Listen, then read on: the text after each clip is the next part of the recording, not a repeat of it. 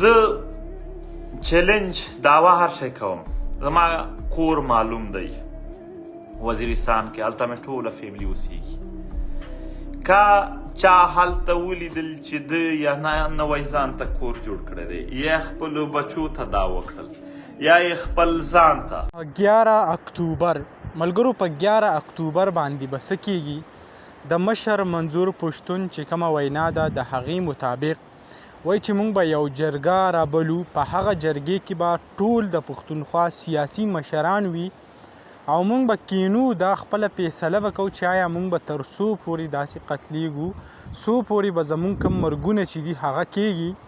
دا فیصله که ستاسو خیال وي کله چې ګیلمن وزیر هغه شهید کړی شو، د هغې نه پس خلکو چې کومه غوسه وه، نو د هغې لپاره منظور پښتون یو اعلان وکړو، ویل چې آیا په 11 اکتوبر باندې به د دې فیصله کیږي او موږ به خپل تپوس خپل حق باره کې چې موږ څه غواړو هغه به موږ په دې کې هغه ډسکس کوو.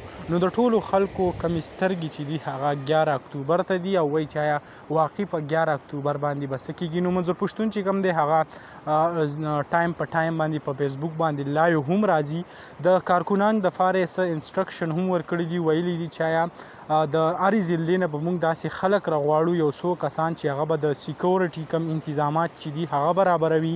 د دې نه علاوه نور داسې خدایي خدمتګاران چې کم کار په هغې کې کیږي، د هغې دپاره 20-25 ورځې به مخکې موږ هغه هم راغواړو. نو الله تعالی دې هغه وکړي څه چې د پښتنو خیر وي، ځکه که موږ وګورو د پښتنو کم قتل چې دی هغه ورځ په ورځ باندې روان دی، د نامعلوم خلکو د لاسه هغه مري او هېڅ پته یې نه لګي. دغه لنډه شان ویډیو و دغه معلوماتو تاسو سره هم شریک کړئ. انشاءالله بل ویډیو کې ملاوي. الله حافظ.